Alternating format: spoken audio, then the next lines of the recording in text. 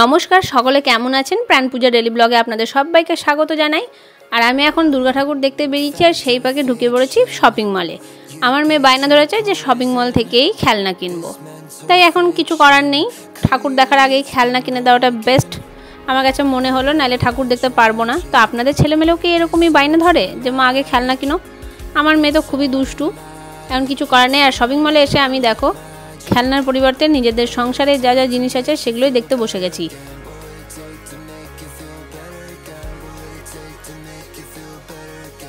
আর এদিকে থালা বাসন দেখলে কাদেরই বা না দেখে মন অন্যদিকে যায়, তাই না? আর মেয়েদের তো স্বভাবই, যতই থাকুক ততই কেনা চাই।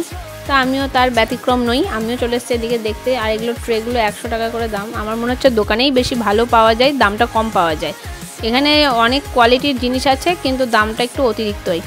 তাই আমরা আর কোনো কিছু না নিয়ে সামনের দিকে এগিয়ে যাচ্ছি। তো চলো, দেখতেই পাবে।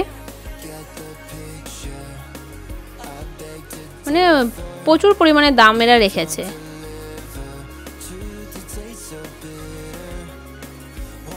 এই জন্য এখন চলে যাচ্ছি যে এইসব না দেখে যেটা নিতে এসেছি খেলনা সেটাই আগে নিয়ে দিই, নাহলে মাথাটাই আমার পুরো খেয়ে ফেলবে।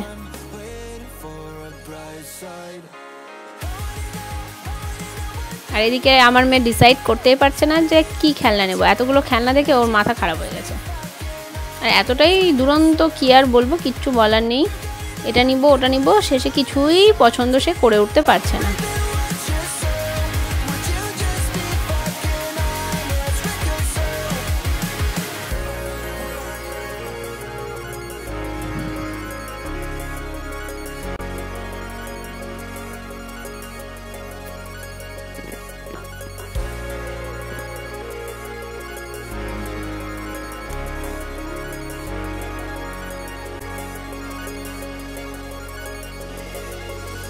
Staring up at the ceiling, did we lose a plot? Get you in a fair with the feelings, this is all we got. It should have been fucking easy, but turns out it's not. Can someone please stop the bleeding till you call the shots? So staring up at the ceiling, did we lose a plot? Get you in a fair with the feelings. একটার পর একটা আজে বাজে খেলনা দেখে যাচ্ছে, এটা নিব ওটা নিব, কোনো ভালো খেলনা নিতেই পারছে না।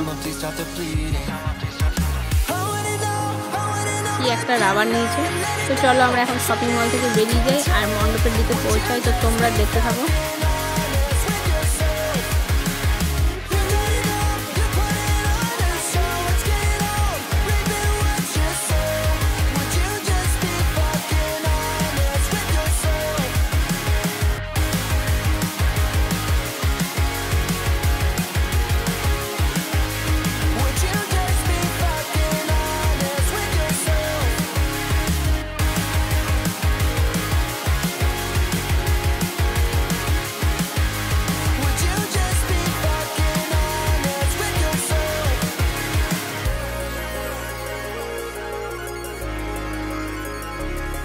এবার আমরা মেলা থেকে ঠাকুরের মণ্ডপে প্রবেশ করব।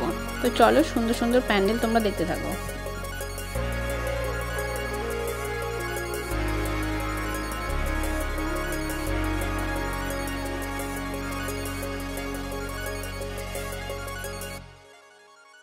কাজের উপর ভিত্তি করে আমাদের এই প্যান্ডেলটা হয়েছে। আর এখানে দেখবে প্রচুর ধান দিয়ে কাজ করা হয়েছে, চতুর্দিকে ধানের ছড়া ঝুলানো রয়েছে।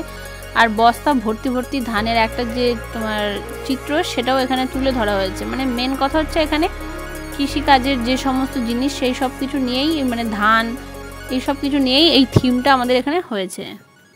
তো তোমরা দেখতে থাকো, তোমাদেরও দেখতে খুবই ভালো লাগবে, আশা করছি খুব ভালো লাগবে। সবারই এত পছন্দ হয়েছে, দেখতেই পাচ্ছ, দেখছো এই বস্তা ভর্তি ভর্তি ধান, সব কিছু নিয়ে এখানে মানে ধানেরই একটা চিত্র ফুটিয়ে তোলার চেষ্টা করা হয়েছে।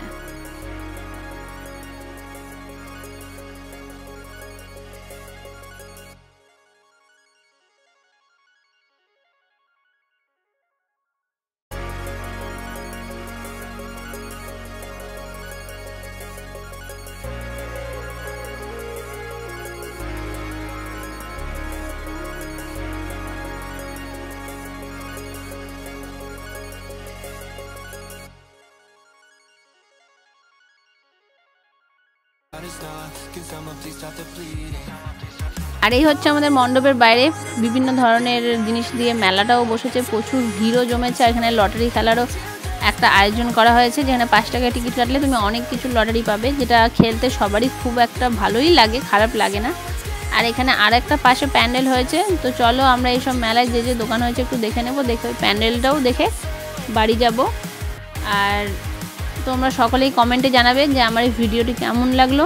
আর তোমরা দেখতে থাকো আমার সাথে আমাদের এই গাজলের প্যান্ডেল, আশা করি তোমাদেরও খুব ভালো লাগবে।